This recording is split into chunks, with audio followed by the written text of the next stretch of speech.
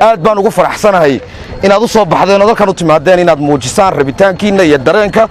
aad ka qabtaan arrimaha taagan ee siyaasadeed ee Soomaaliland ka taagan aad baan ugu faraxsanahay qof kasta oo halkan yimidina waajib uu gutay waana waajib saaran marka la rabo in arrimaha masiiriga wax laga yiraahdo maaha arrin saaran suldaan maaha arrin saaran caaqil maaha arrin saaran wasiir maaha arrin saaran qof gaar ah waa arrin dhammaanteena saaran aad iyo aad baad ugu mahadsantihiin hadalkaygu wuxuu bannaan doonaa inaad idinka la hadlo waayo cidda wax goosanaysa ee wax rabtaa waa idinka weeyaan walaalayaal taariikhda kamay dhicin oo meelna laguma hayo dad wax isku qabtay oo wixii isku hayeen cidda wixii la isku haysatay intay maalin soo qaaday ay dadkii kale isku hayeen inta uu keentay tiraado wixii aan isku hayno waa kan hooy noo qaybi ama hoo adigu qaado taariikhda kamay dhicin meerna laakiin taariikhda waxa ku xusan wax la kala ritay ninka haystaana uu difaacanay ninka kale cadaaladda doonayana uu rabay inuu rito ayaa taariikhda ku xusan waxa taariikhda ku xusan isbedel kastoo dunida ka dhacay muu sameeynin suldaan muu sameeynin caaqil muu sameeynin nin weyn oo cirali waxaan taa u leeyahay waxaad qalbiyadiina ka saartaan isbedelkaynu doonayno iyo cadaaladaynu doonayno dadka ugu mudan ee keeni kara ee ridi kara ee dhalin kara waa inta halka joogta soo saama war ma odaybaynu masiirkeena u daba fadhiisanaa ma caaqil baynu u daba fadhiisanaa haddii ay nacaawinayaan oo waajibkooda gudanayaan waynu u baahnay ha yimaadaan way dhammaatay waqtigii masiirka ummaddan qof uu masaariifaysan lahaa way dhammaatay waqtigii uu qof danta ummaddan uu meel ku gaari lahaa way dhammaatay xilligii maad aragtay qof inta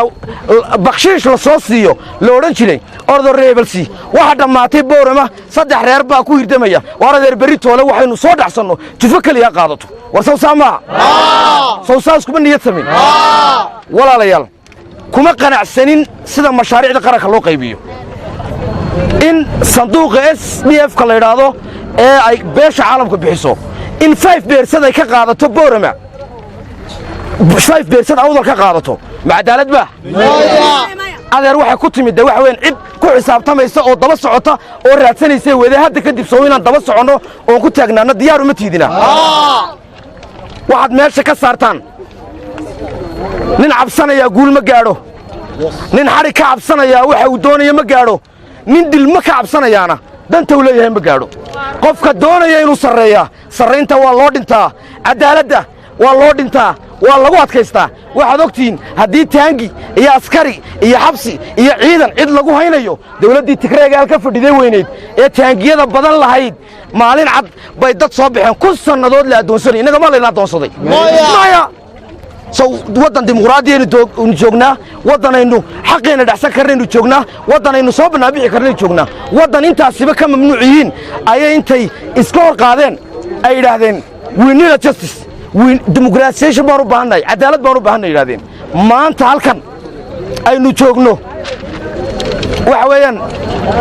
iyaga ka xaraan baa inay soo baxaan laakiin inaga maanta way noo bannaan tahay laakiin haddana qaarkiin baa guryaha joogo cabsoonaya soo inaad kuwa kale dhiri gelisaan soo baxdaan diyaar uma tiidina inta markaa ka imaado maalintii dhawatoole heshiis baa ka dhacay halka walaalayaal inagu raalli baan ku nahay shirkii burco wixii ka soo baxay oo ahaa in Somaliland gooni isku taagto oo ahaa in beelaha Somaliland iyo dadka Somaliland wada degaa ay u sinaadaan masabyada qaranka iyo manfaca qaranka maanta laakiin 30 sanadood ka bacdi looma sinna labada midna miyaynu 30 sano dambe aynu ku sii noolaanaa calooliyow iyo warwar iyo qanacsanaan laan Soomaa talaabo kasta oo aan nafteena ku qancinayna inaan qaadno Soomaa walaalayaal laba qodob baan idinku dardaaraya waxay naga xaraana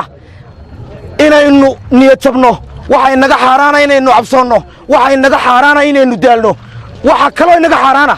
intaynu ku jirno ma aragtay halganka wanaag iyo cadaalad aynu ku doonayno cadaalad qof kasta waa wadane waxay naga xaraana inaynu cid ku xadgudubno waxay naga xaraana inaynu magaaladeena ilaan xaaladani meel ay nala xuli doonto ma ogine inaynu fadqalaliyo dhibaato ku galino nabadgelyo darro ku geysano Soomaa maanta waxaynu joognaa garoonkii Browle cidna kuma inaan duulin dawlad ma inaan carqaladayn bajaaj ma inaan hor istaagin halkan aan kaga hadlaynaa inagoo badan baan garoonka furanaynaa inagoo badan baan khayriyada tagaynaa Soomaa laakiin maxay naga reeban inaan carqaladayna dadkeena inaan dadka aynay naga reeban waxa weeyaan ka Hargeysa jooga madaxweynaha ka maanta isaga cadaalad u baan waayo hadduu cadaalad sameeyo ilaahay agtiisana wanaag buu ka helayaa dadkiisa dhexdiisana magac buu ka helayaa laakiin intuu qaraabakiilka iyo qabyaaladda iyo qof jeclaysiga ugu shaqeynayo ummadii dooratay iyo dadkiisa iyo wadankii maad aragtay uu dhistay uu kala yaxanayo aqoonsi la heli maayo horumarna la heli maayo waxa ku soo gabagabeynaya Soomaalida wada hadal lagu jira war Soomaha go'aankeennu intaan Soomaali la hadal inay Somaliland wada hadashay qalciso Soomaha waxaynu baaq u diraynaa dadka walaalaha ee tabashada qaba ee cadaaladda doonaya inay ku soo biiraan kacdoonkan inay ku soo biiraan dadkan inay halkan yimaadaan oo ay nagu soo biiraan baa ka codsanaynaa aad iyo aad baad u mahadsantiin assalaamu calaykum waraxmatullaahi wabarakaatuh taariikhda koobaad waxa weeyaan 1960kii intaynaan gobonimada qaadan Somaliland waxay ka koobneed beelo kala madax bannaan beel maamulaysan ma jirin saasay markaa ay kala hayn 60kii ka hor 60kii ayaa waxa la nasiiyay gobonimadaynu helnay gobonimadana dhammaan beerihii markaa ugu tunka weynaa ee deganaa dalka dhammaantood ayaa gobonimada soo saxeexay marka Somaliland koow waxay ku aasaasan tahay oo ay unugeey koowada asaasku waa beelo weeyaan marka Somaliland hadii la yiraahdo ayaa iskale waxa iskale beeri xilliga wada deganaaba iskale 1960kii koodii Julaay baynu ku biirnay Soomaalidii kale ee koonfur deganayd 3 sano la wada joogay waa la soo noqday 1990kii Burco ayaa beelaha Somaliland isugu yimaadeen shirku markii hore wuxuu ahaa shir nabadeed buu ahaa markii dambe wuxuu isku bedelay shir ay ka tashiya sababtuna waxay ahayd dawlad baa lagaga dhawaaqay Muqdisho oo dawladii manifesto la oran jiray Cali Mahdi iyadoo aan laga tala gelin SNM halka u fiirsada iyadoo aan laga tala gelin SNM haddaba waxay doontaba haatee shirku markii dambe wuxuu isku bedelay ay ka tashiga marka waxaan uga jeedaa Somaliland mar labaadka waxa samaystay oo wadale beelihii maalinta wada joogay Burco shirkii lagu galay inta haddaan ka imaado inta muddadii ka dambeysay 97 wixii ka dambeeyay waxa la qaatay dimuqraadiyad iyo nidaamka xisbiyada badan leh bariga markii waynu cusbayn maynaan tijaabin laakiin maanta markaynu tijaabinay dimuqraadiyaddii iyo nidaamka xisbiyada badan maxaa ka soo baxay waxaan tilmaami doonaa waxa ka soo baxay dimuqraadiyaddii waxaynu u fahamnay in la codeeyo oo mataqaana qabiilka ama ninka deereeriga soo abaabushaa uu meesha yimaado dawladda qabsado dawladana laga dhigto company la maal gashanayo oo wixii la gashaday iyo wax ka badan dib looga soo celiyo waxaynu arkaynaa marka in labadaasiba lagu fashilmay tale waxaan ku soo jeedinayaa marka koow waa in lagu soo noqdo hayndaabkii beeraha oo madaxweynuhu qaban qaabiyo shir qaran uu qaban qaabiyo shirka qaran waxa laga hadli doonaa afar shay baa laga hadli doonaa koow waa in laga hadlo waa in lagu heshiiyo dastuurka laba waa in dawladnimadii sida loo wadaagay aynu ku heshiino saddex waa inaynu ku heshiino dhaqaalaha ama cashuuraha ay ka mid yihiin iyo dhaqaalaha dibadda waa inaynu ku heshiino sidii loo qaybsanayay ta afraad waa inaynu ku heshiino ciidanka iyo shaqaalaha iyo xalaalo wixii kale dawladda ka dhalanaya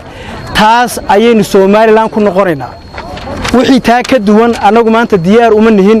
inaanu dawlad noocaasa aanu ka sii mid ahaano waxaanan cod dheer iyo cod gaanba ku sheegayaa reer awdal uma baahna 13 waxay u baahan yihiin awood qaybsi runa oo la wada qaybsado inta aan soo sheego dhan la qaybsado waxaan ku adkaysanaynaa haddaan nahay dhalinyarada gobolada galbeedka inaanay ogolaan doonin awood qaybsi la'aanta dawladnimada Somaliland ka jirta awoodan u janjeeda dhinaca qura awoodan u janjeeda beesha qura ay beel qura toonay dheefti dawladnimo helayso beelaha kalena ay ka qatan yihiin ma ogolaan doono ma aqbalayno haddaan nahay dhalinyarada ma aqbalayno mana ogolaanayno awood qaybsi la'aan doorasho inay ku dhacdo awood qaybsi la'aan anagu awoodanu ka hadlayno ma 13 kursiin waa in dawladda ay hayaan aynu la sheer garayno marka wasiirada waa in equal aynu ka noqono equality waxa kale jira powerkeenu inagu rabnaa waa awood waxaynu u tartamaynaa mar koobaad iyo mar labaad waa inaanu helnaa haddaan nahay dhalinta gobolada galbeedka awood qaybsi Somaliland waa in laga helo sinaanta xelalka kuraasteeni xelalkeeni waxa haysta halka beeshaas waa in iska soo celiso alaabta inoo haysay waa kuraastii dawladda xilka inoo hayso hay iska soo celiso awoodeeni bay haysaan inayna maamulaan kolba qof maamula xilku waa meerto inay nagu mar maamulno inay iyagu maamulaan waa xaq mar koobaad iyo mar labaad waxaan nagu gaan inaan helno awood qaybsi maahin saami qaybsi waana accepting saami qaybsi mana ogolayna saami qaybsi awood baan ogolahay Somaliland loo sinaado xilalka xilalka marka amaana kugu raagtay maxaa jira Soomaalidu xoolahaagaad moodaa amaanadeeni baa ku raagtay 93 up to now way haafid amaanadeeni marka ha soo celiyaan waxaan dahinaga saarnay dawladnimada inay sii tahay gabaabsi oo sii gabaabsi tahay haddaan deg loo dhigin baaqeenan iyo rabitaankeenan inagu ma cabanayno maanta cabasho meeshan ma taagnin laakiin waa rabitaankeenan waxaan rabnaa inuu ku cadeysanayna haddaan nahay dhalinyarada gobolada galbeedka waxaan rabnaa aqoonteeda inaan ku hogaamino dawladan ay aqoon la'aanta iyo cadaalad darradu ay biyo dhigatay waxaan rabnaa